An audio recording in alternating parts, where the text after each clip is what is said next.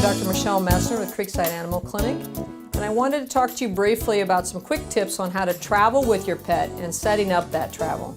We actually have 3 doctors in our practice, soon to be 4, who are accredited with the Ohio Department of Agriculture to send animals overseas into other countries. So that's a big thing to do, and it takes a lot of information, and we have to work together as a team, the pet owner and the veterinarian, to get that done properly. There's actually a long form that we need to get filled out. We fill it out and we send it down to Columbus, where the state veterinarian signs off on it if you're taking your animal to an island country. Like if you're going to Australia, Hawaii, the Cayman Islands. We've actually sent animals to all of those countries. It takes a lot of work. We have to do blood work in advance. We have to have a rabies titer on your cat or dog. We have to put special prevention on them for parasites so that they're prepared to travel. We have to see them days before they leave, and then this special form has to get to Columbus and back with you and on the plane.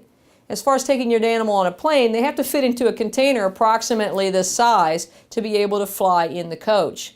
If they're in the coach with you, it's much more comfortable for the animal, but they have to fit in this container or a slightly smaller one that goes under the seat in front of you. So it's probably a little smaller than this one.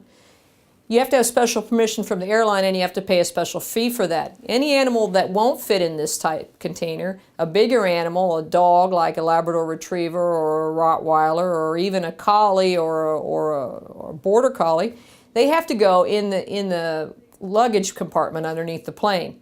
They also usually need a health certificate, which we have forms for that too. It's a short form. This is the form that you would need if you're going to take your dog to Canada or on a plane flight, or a contiguous United States, Mexico, Canada, where you're going to drive, okay, or a country that's not an island. You need this type of form.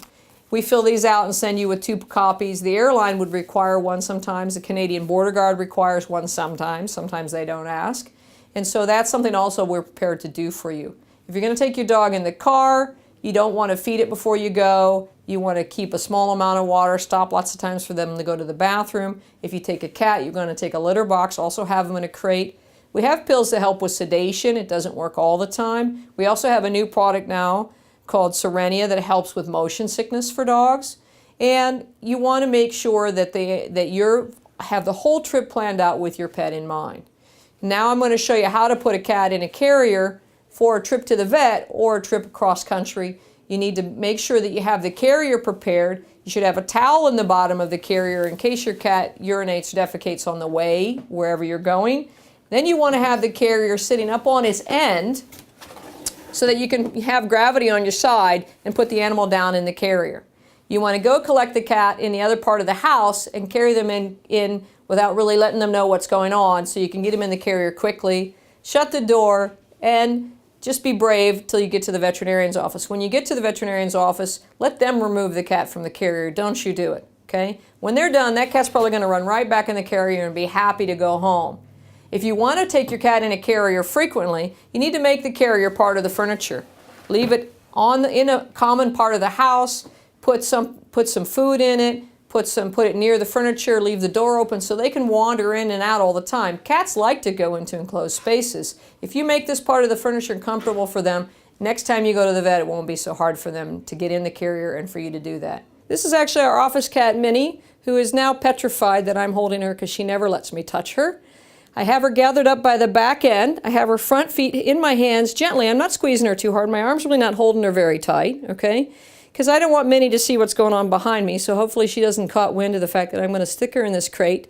It's not going to hurt her, she's just not going to love it, okay? So I need to get her back feet dropped in the crate and let gravity take its course so Minnie will get down in this crate. I'm going to close the door, and quickly after we're done taping, I'm going to let Minnie out, and she won't forgive me for several weeks. So here we go. This is Minnie going into the carrier. Down you go, Min. Good job, baby. I close the lid. Quietly, don't slam it, and lay the carrier down, okay? And now Minnie's in there. There's a towel in there in case Minnie decides to urinate, because I've just scared that out of her. And she's really doing quite well. I'm very proud of her. Minnie lives here in our clinic. If you want to see her, come visit us. I doubt you will, because she hides out all the time. I'm Dr. Michelle Messner at Creekside Animal Clinic. Please check us out on Facebook or creeksideanimalclinic.net on the web. Thanks a lot. Bye. Thank you, Minnie.